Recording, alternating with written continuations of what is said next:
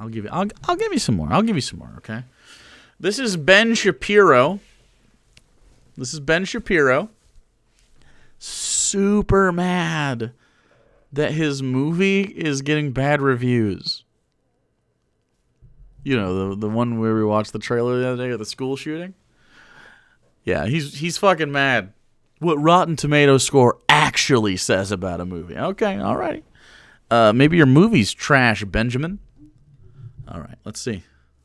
I'm fully expecting that upon release of the film, there will be a second wave of critical hatred for the film, which is, again, one of the things that has happened, not just to your film, but it's happened to nearly any film these days that does anything that crosses the woke. I mean, crosses the woke. Recently had a conversation with J.D. Vance, author of Hillbilly Elegy, about how the critics went after Hillbilly Elegy and just burned it to the ground, because the idea behind Hillbilly Elegy was that you might want to take some of these rural white folks seriously, and the critics had decided in the meantime that, nope, after the movie got greenlit, now was not the time to take rural white folks seriously. We couldn't do that anymore. And So I watched Hillbilly Elegy.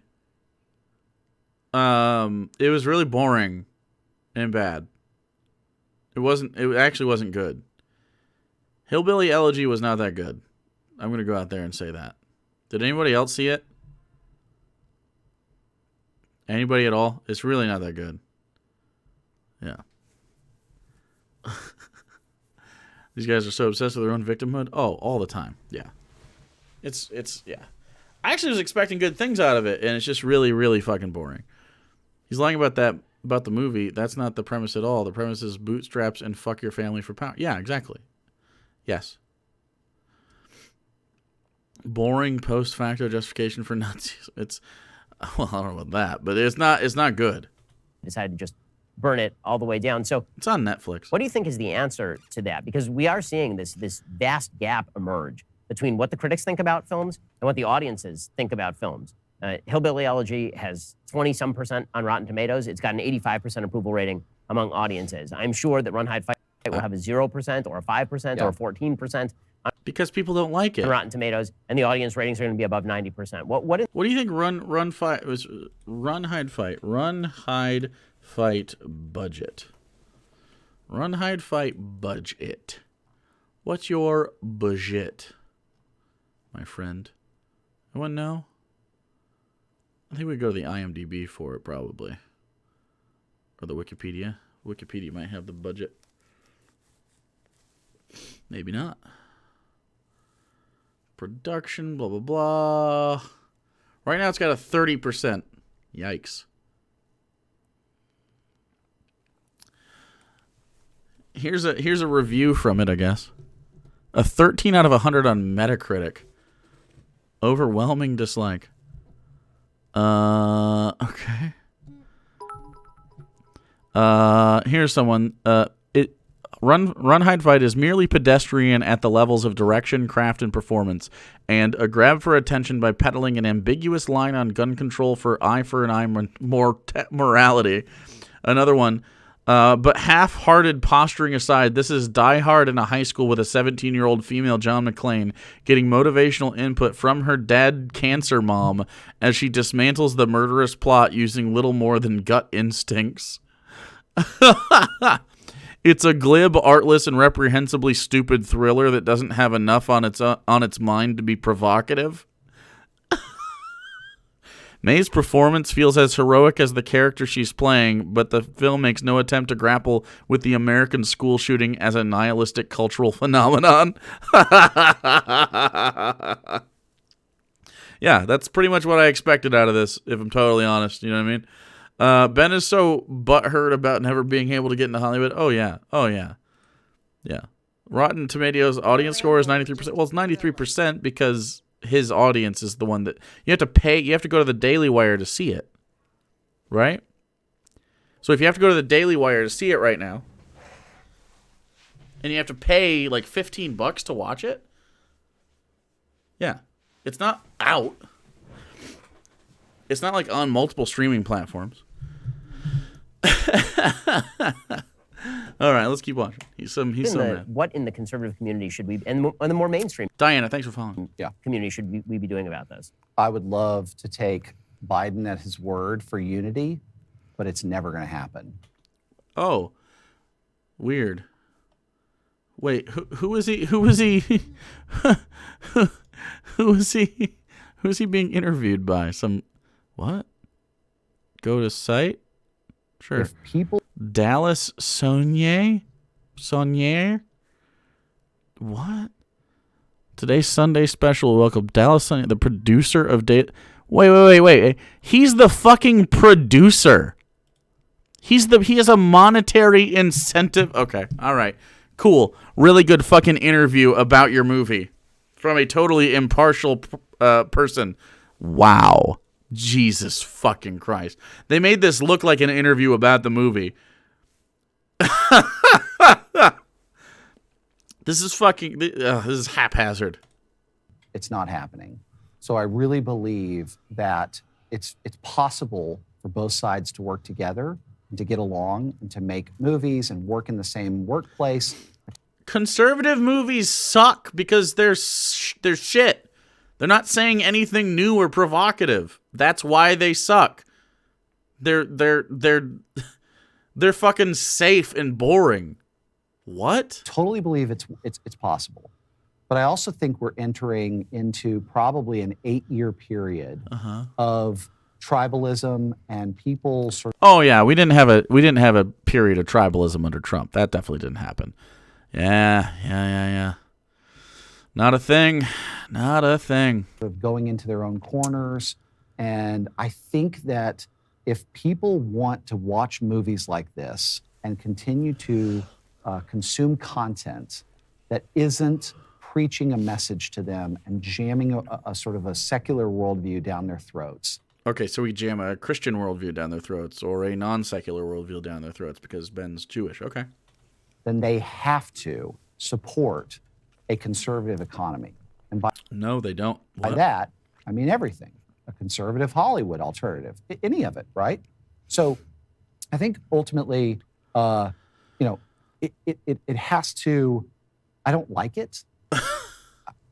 I didn't want this to, I thought I was going to be, living in LA, running a movie studio by now. Yeah. And here I am, in my own independent lane. Mm-hmm. But in a way, I'm happier now. Yeah, because no one likes your ideas, buddy. Your ideas are bad. And he's sad that no one likes his ideas. Oh, no. It's almost like the free market capitalism that you say is a good thing did the thing you think is bad. Oh, shit. If that isn't me reaping what I sowed, yikers. Than I ever would have been there. And I know those people. They're still my friends.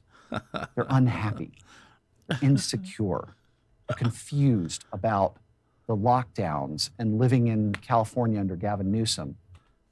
Yeah, I know that they're confused because living in the lockdown is a thing. If you just stopped if you stop breaking the rules of the lockdown, it'd be over, bro.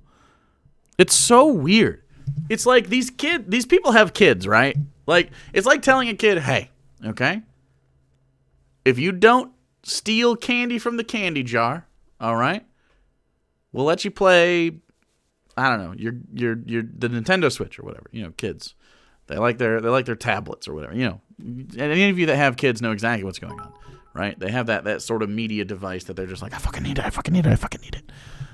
Right? Especially without school right now. You probably give the tablets to give yourself a break, right? So, but the kid keeps taking candy out of the candy jar, right? And you're like, dude, you keep taking candy out of the candy jar, sure you'll have candy, but you're not going to get the thing that you really want, right? And they keep doing it. And then they get mad at you for being like, okay, but you knew the rules. You knew the fucking rules. In the same way, like, hey, wear your mask, stay at home. This will be over when we stop communicating this disease. Now, open everything up. Well, we can't. People will die. Now, open everything up. We can't. People will die. And it's a fucking cycle with these dum-dums. It makes no sense at all. They're literally children. Meaty, with 60 biddies. The movie Hell or High Water actually fits the acknowledging importance of rural whites and exploring their issues comment, and it's great. Hell or High Water is a good movie. It's great because it acknowledges capital is the problem and the hurdle the characters need to overcome. Yes, I agree.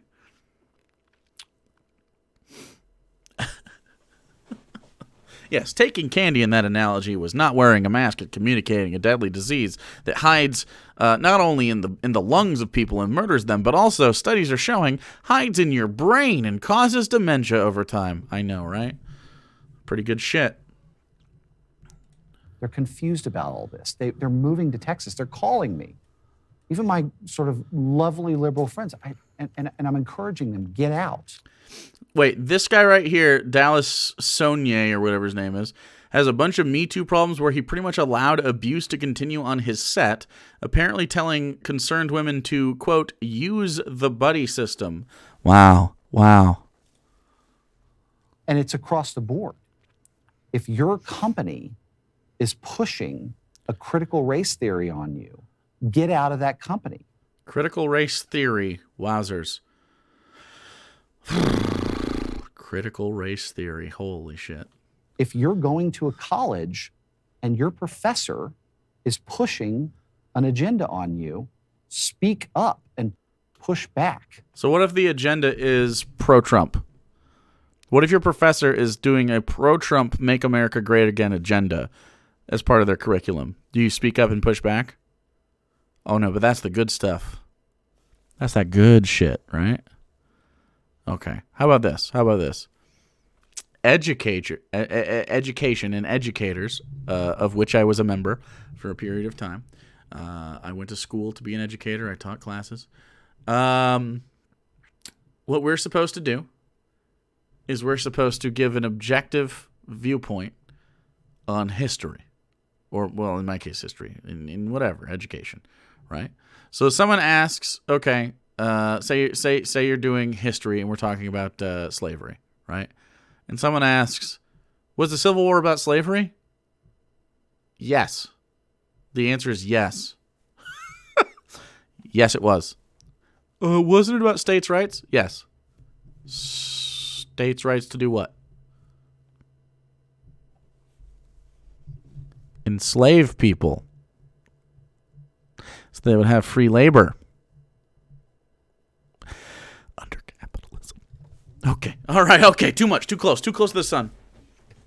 Now, I know I have a privileged position because of my stature and my financial situation. He just said he agrees that he has privilege, but not because of his skin. Watch things this. like that. So I understand it's tough. Oh, maybe But not. I promise you, Oh, maybe he's not going to say we it. will create enough infrastructure Okay. on the other side of the fence to give landing pads and places to work and make movies for people who don't want to work in that industry anymore. Nobody likes your movies. They always receive bad. They're just bad. No one fucking likes them, dude. And I'm still in the industry right now. I've got a movie at New Line that they say they're going to make this year. I sold a movie to Netflix. It's coming out in a couple of months. I've got a movie with the folks who made John Wick. I mean, I'm still in the business, right? I talk to the agencies all the time. Yeah, but but you're in the business not making conservative movies, right? Because nobody fucking likes conservative movies. And if those movies are sold, it doesn't mean they're going to make any money, because if your movie is shit, then, well, no one's going to fucking watch that shit, dude. 1 foot in, 1 foot out. But if I had to choose today, I'm out. And I'm going this direction. And I'm so excited about it. I think it's going to be a big move. I hope you enjoyed that clip from the Ben Shapiro Show Sunday Special. If you did, go ahead and hit the subscribe button so you stay up to date on all of our future content. Okay. All righty. Wow. Thanks, Ben. So his movie is, if you missed it, we watched this. It's on my YouTube channel, I believe, at this point. He did a school shooting video or movie where there's a school shooter.